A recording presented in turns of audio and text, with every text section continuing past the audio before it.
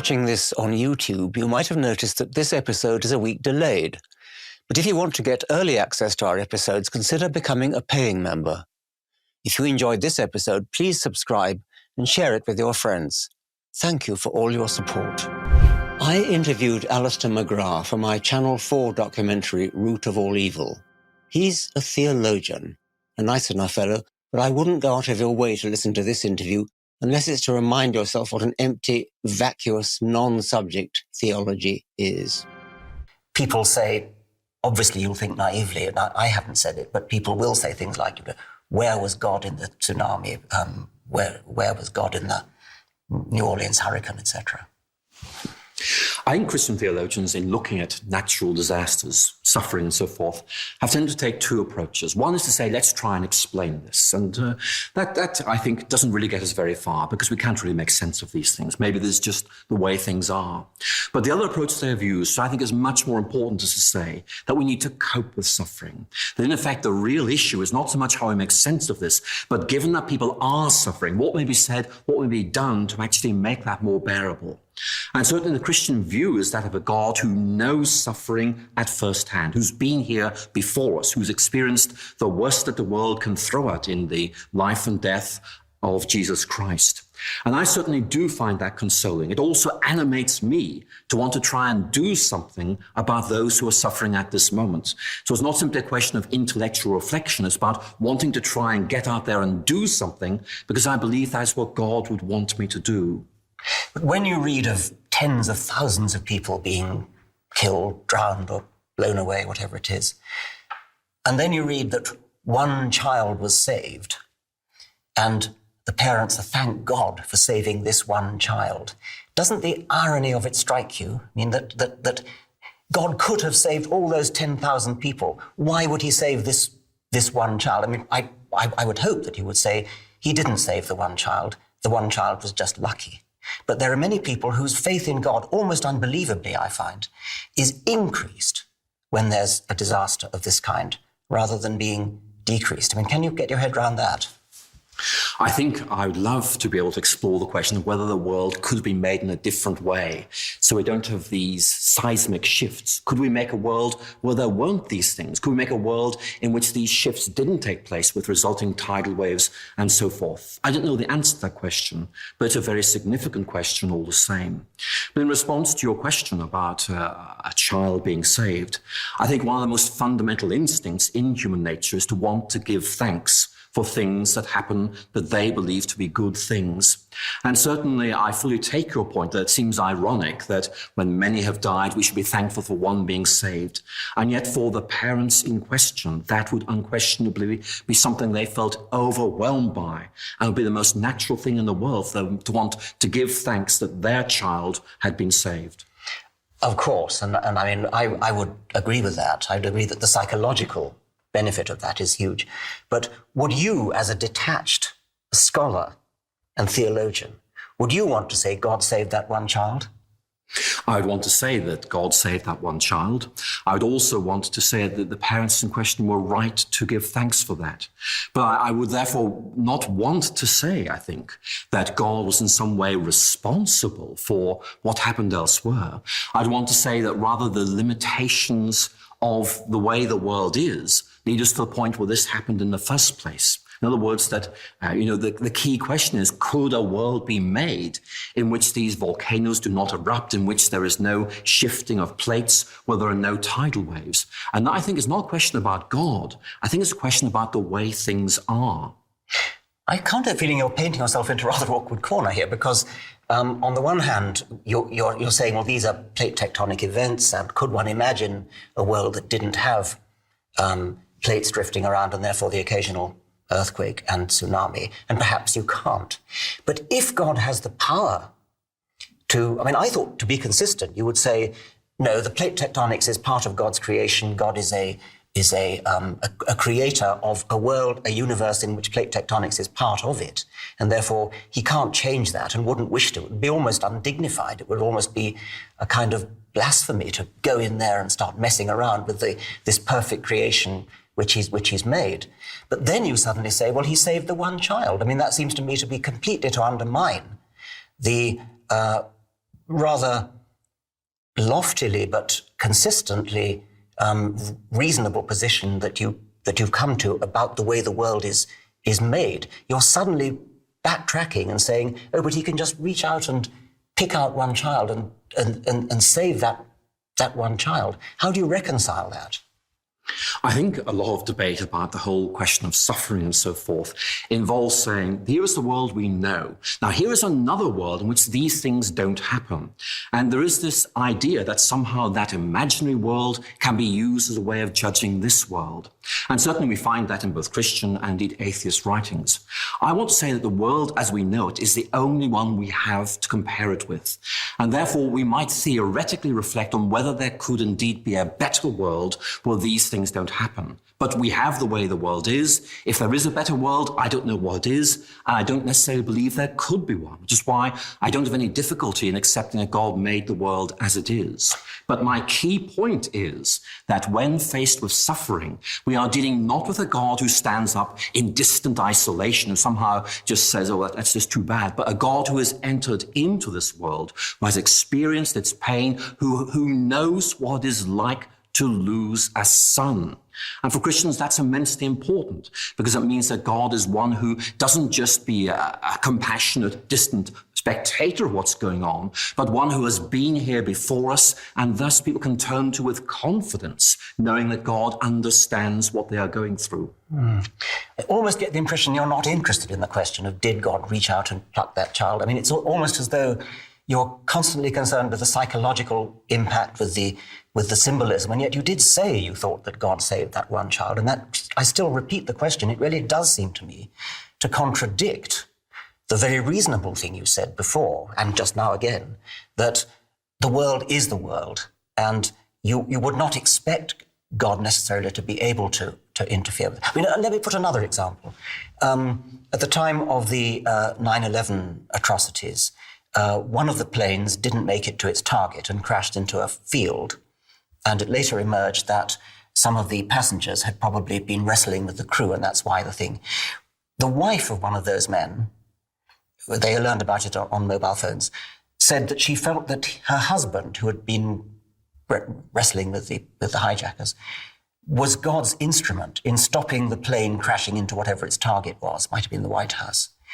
And my friend in America who sent me that bit of information said, I thought very reasonably, if God wanted to stop that happening, why didn't he just give the hijackers a heart attack or something? Why did he have to do it in this extraordinarily roundabout way where passengers went and wrestled with the crew and the plane crashed, killing everybody on board, and three other planes met their targets?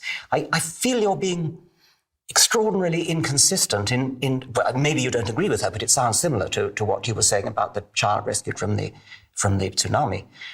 Inconsistent in, on the one hand, saying the world is the world, it runs the way it is because God made it that way, and he can't just interfere capriciously and arbitrarily. But on the other hand, you are allowing him to interfere capriciously and arbitrarily. And even if you don't, which I think you do, lots of other people do believe that. And it does reinforce their faith. Every time there's a major catastrophe like this, people's faith in God goes up. I find that totally bizarre. Well, I don't think you should. I mean, I think that one of the reasons why people believe in God even more after natural disasters is because basically it strips away a whole series of levels of assurance about the way the world is. People begin to realize how dangerous the world is. And thus a whole series of fundamental questions are raised about what is the ultimate ground of my security? If there were to be a tidal wave tomorrow, well, what would I depend on? What is the ultimate reason for being here? Who can I turn to in these very, very desperate moments? And it's not simply a sort of primitive superstition, let's turn to God. It is rather that the act of turning to God is found to actually provide the solace and transformation and consolation that people are looking for. Now, we haven't talked about Karl Marx very much, but one of the points he made, which was a critique of religion, is that it offers people this consolation in moments of great desperation and great unhappiness. And that, I think, is an extremely important point here, that actually this changes people's lives. Now, you're right in making the point there's some theoretical theoretical difficulties here. I agree with that. But I'm noticing in particular the much greater truth that religion is able to meet people where they are and actually deal with those concerns that really meet them. Now, going back to your earlier point about, for example, the 9/11 thing, one of the standard Christian ideas is that God doesn't do things directly himself. He tends to delegate to others. And certainly one of the leading themes of Christian spirituality is, what should I be doing to serve God? What is it he wants me to do?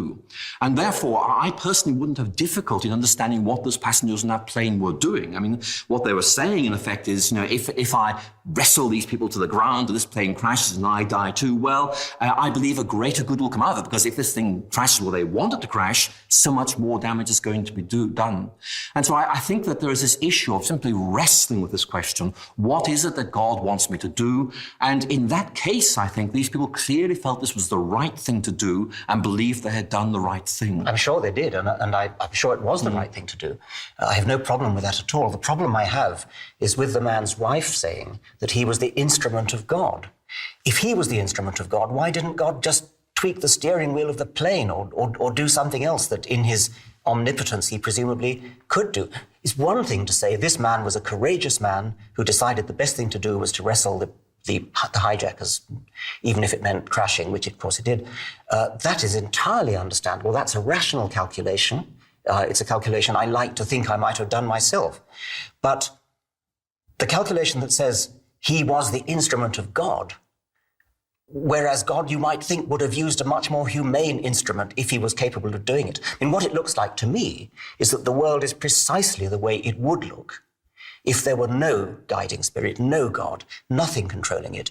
Bad things happen, good things happen, and there's nothing we can say to explain why bad luck happens to some people rather than others. It just happens that way. That's the way the world looks like to me. And I understand the consolation point you're making. Of course people can get consolation from it. What I don't understand is how a sophisticated, rational, thinking man like you can buy that stuff. Well, I think I buy that stuff, to use your language, because I believe it to be right. And I believe it to be right partly because of rational reflection on the way the world is, which incidentally leads us to no firm conclusions. I think that one of the real difficulties is those of us who are atheists and those who are Christians and those who are others actually have looked at the world and probably reflected on for a very long time, but actually have come to different conclusions. And in many ways, what I'm saying simply is that I believe the Christian way of looking at the world does make sense of most things, even though there are obviously gaps in our understanding. But going back to the point you made earlier, I mean, why didn't God just take the steering wheel, whatever you call it, in an aeroplane and change things? Well, that has been a constant issue down the ages, as you will know. And Christians understand God to have made the world in a certain way that has, if you like, a framework, but actually does not directly intervene. And of course, the classic example of this is the crucifixion. People were screaming at Jesus, if there is a God, well, why didn't he just take you away from there? Why didn't you get down from there? And of course, that really reminds us that we're dealing with a God here who does not intervene directly in the world as we might hope. Certainly, there may be occasions when that happens, but the predominant pattern is that of us having to get on with things, being encouraged by, nourished by what we know God wants us to do, what God has done in Christ. But there's no quick fix of God just intervening rather like some kind of nanny and stopping us doing things. One of the things we have to learn is that this world is a dangerous place, and we learn the most difficult lessons through the hardest way, which is by being exposed to them. And certainly, if you look at writers like Voltaire, they will say, well, maybe there is a God who could take all these things away and we live in a sort of rather pampered way where nothing ever happens to us, but that actually isn't really living. I understand every word of what you've just said, and I respect it totally. What I'm worried about is the inconsistency of what you've just said with what you said when I asked you whether God saved that child, because it seemed to me that by answering yes to that question, you precisely were admitting that God does intervene as a nanny from time to time. He chooses to sometimes and he doesn't choose to other times. Why don't you just say he doesn't intervene at all? Then I would understand exactly what you're saying, but you seem to me to be inconsistent and sort of jumping about in your answers. Sometimes you say that God doesn't intervene and you make a very eloquent case for why it would be a rather undignified sort of thing to do as a God. On the other hand, you say he does intervene when he rescues one child from an earthquake. I think in the case of a situation where many thousands may have died, for example, as in the recent earthquake, yet one survives, obviously there is this very important question: did God choose to save that one? If so, what was wrong with all the others? And I think that the natural Christian instinct, which I believe to be correct here, is indeed to speak of God saving that child, not because God wanted any others to perish, but because God, as it were, chose to save that one. And I think that the whole language here, which we find, for example, in Augustine, is that of God wanting to do something in the midst of a world which is not perfect. And again, the Christian vision of the world is that this is not the way God wants the world to be. It's the idea of an imperfect, a fallen world, a world of suffering, where things happen which God does not want to happen. And the key point, again, I want to stress is that I do not believe it represents any failure on God's part, that this is a world of suffering, a world of death, a world where things happen which we know God would not want to happen, and at the same time be able to say that in some way God is able to bring some good out of these disasters, for example, by saving a person there, by doing something else there. Well, I think we're just going to have to leave it at that, because I think we're never going to resolve that. We live in difficult times with suicide bombers around the world, and time and again one gets the feeling that the people who perpetrate these atrocious acts are absolutely convinced that they're right. And this is not so much a political decision to do something for, well, maybe it's partly a political decision to do something for a political cause that they believe in, I'm sure it is, but also the total conviction that you're right, to the point where you're actually prepared to kill and die for it, is something which even brave soldiers who win the Victoria Cross would hesitate to do. It seems to me that it's faith that gives people the ultimate courage. They're often called cowards. Of course they're not cowards. Courage is the right word to do these things. And that alarms me very much, because I'm accustomed to verbal argument. I'm accustomed to saying, right, we disagree about something, let's sit down and talk about it. But if the other person is so absolutely convinced he's right that he won't, not only will he not talk about it, he'll actually blow himself up, and me, because he's so convinced. I mean, don't you see that your faith is obviously not in that category, but faith as something that is taught to children, something that they are taught to believe because they believe. Isn't that a dangerous thing to teach children? I think faith is a very dangerous thing. Whether one has faith there is a God, whether one has faith there is not a God. And I would want to say, I think in agreement with you and at the same point diverging from you, that faith can really inspire people to do some dreadful things. But I need to make the point very clearly that faith in God has inspired people to do bad things, as has faith in the belief that getting rid of belief in God will be a good thing for humanity. And I think there's perhaps something more true about human nature here than specifically about religion. I think that one of the things I see in human nature is that a worldview, an ideology, can inspire great acts of generosity, or indeed great acts of charity, and also great acts of violence. I see that in religion. I see the great acts of charity. I'm grateful for those. I see acts of violence which I deplore. But in fairness, having studied atheism during the 20th century, I've seen both things there as well.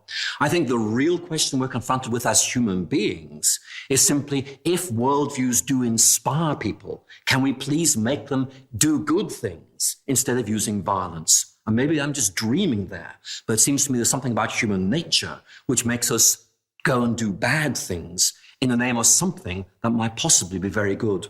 Yes, I mean, I think we largely agree there, and I think I would only add that faith itself, I would want people to say, I might be wrong. My faith is shakeable. I could be argued out of my position. Now, when you talked about the dangers of faith in the desirability of getting rid of religion, I can only think you must have been thinking of Stalin there. Or, I mean, I can't think of anybody else who's somebody like Stalin. Do you think that it was Stalin's faith in there not being a God that drove him to do those hideous things? I'd be very surprised if it was. I think Stalin saw religion as being a threat to him. Ideologically, he was a Marxist-Leninist, which meant that religion was seen as a cause of many evils. And certainly in the Soviet state schools of the period, religion was taught as a dogma. And I think you and I will probably agree that anything that's taught as a dogma really has the potential to do some very bad things. Yes. I think it's a little bit unfair on atheists to blame them for Stalin, and still more for Hitler, who actually wasn't an atheist. But even though Stalin was an atheist, what he was a dogmatic Marxist. I sort of feel it's rather incidental that he happened to be an atheist, whereas it's very much not incidental that the suicide bombers are religious. They really believe that it's the will of God that they should do it. They really believe that if they die as martyrs, they will have a fast track to paradise, which must be a terrific incentive if you believe it, as they undoubtedly do. I mean, the author Sam Harris made the rather clever point, I thought, that it's easy to understand what's going on in the world. All you have to do is realize that these people he's talking about, Osama bin Laden and similar people, they really actually believe what they say they believe. And once you can grasp that, everything else follows.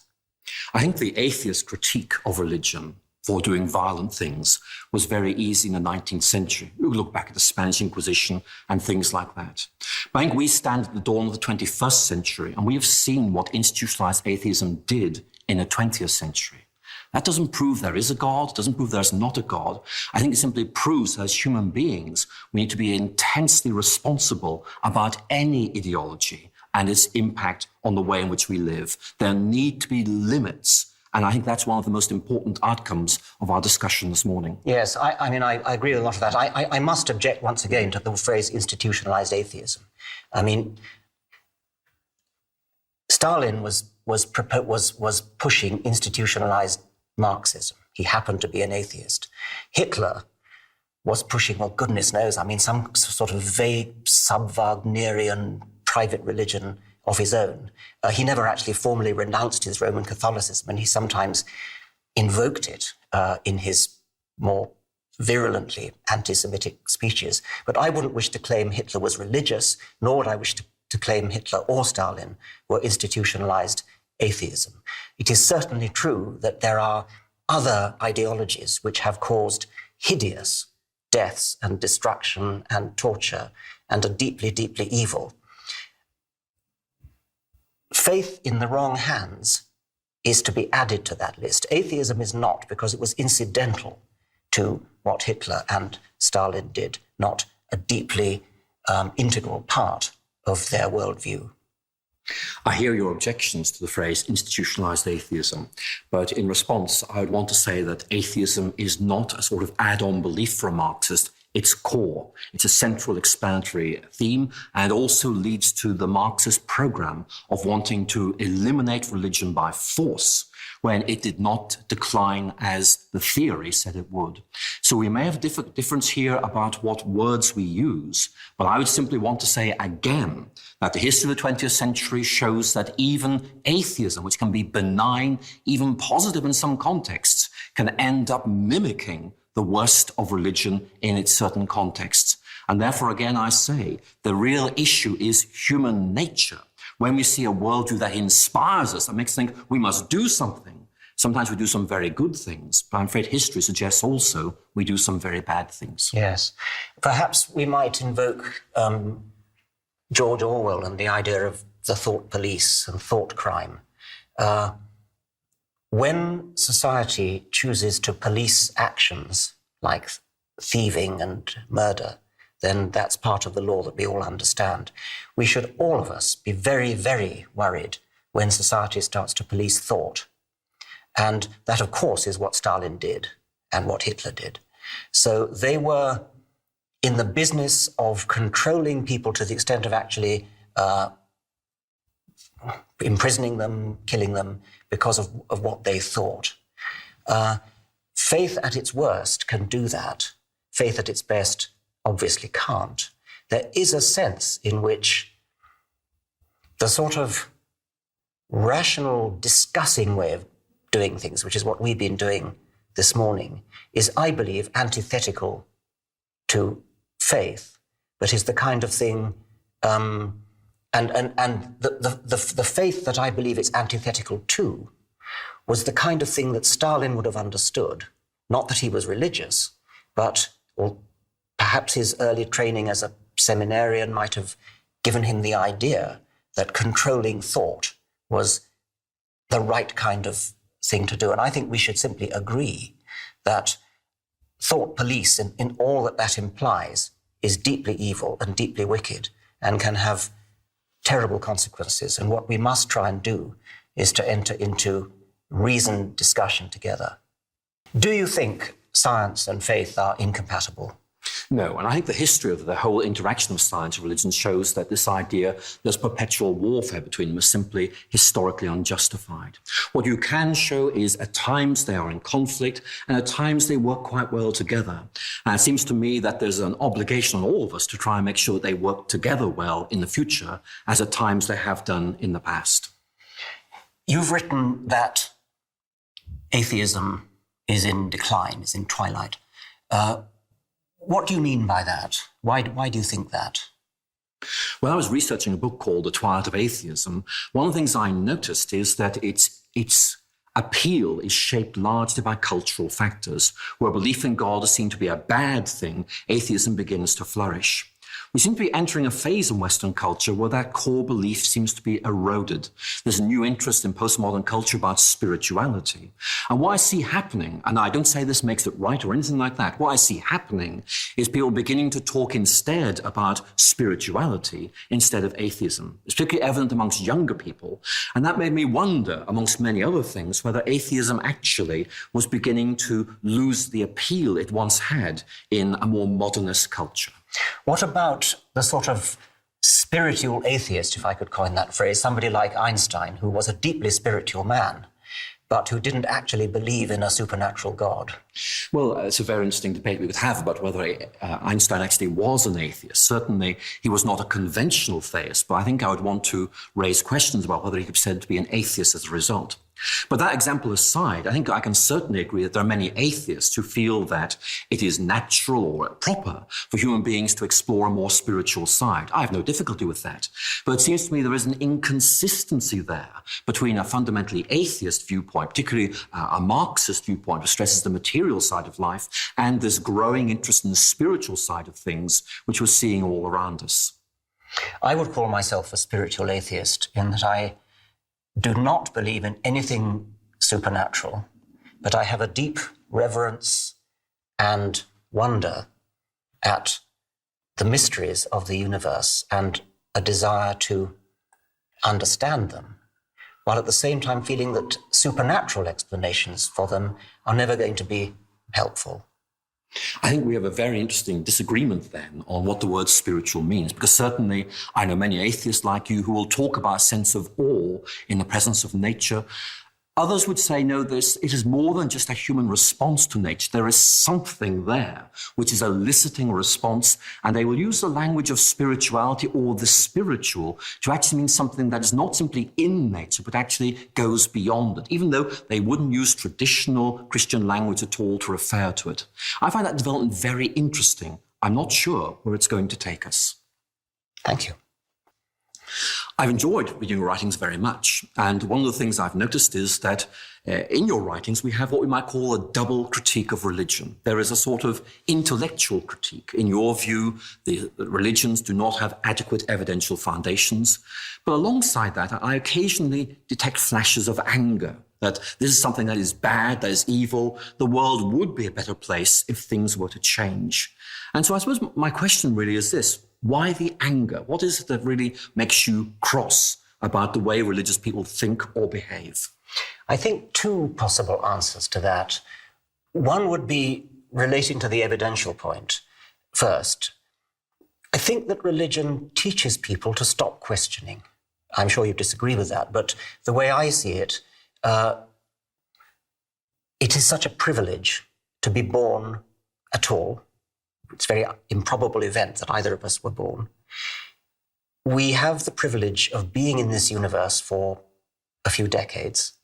And during that time, it is an enormous privilege to be able to understand something about the universe in which we live, why we're here, why we were ever born, where we come from. And I think that is such a wonderful thing to be able to do that I am hostile. I can get angry about competing accounts which seem to me to not encourage that kind of questioning, but instead to say, this is how it is. It's all written in the Holy Book. It was written 2,000 years ago, and that's the end of it. I think that deprives people. I think that is such a belittling, a demeaning view of the universe. And I think it's tragic that children are brought up with that when they could be brought up in a more open-minded way. So that's one reason for the anger. The other reason we've touched upon, it is that I do think that faith, unsupported by evidence, is a lethal weapon. Doesn't have to be, of course it doesn't have to be, but it can be.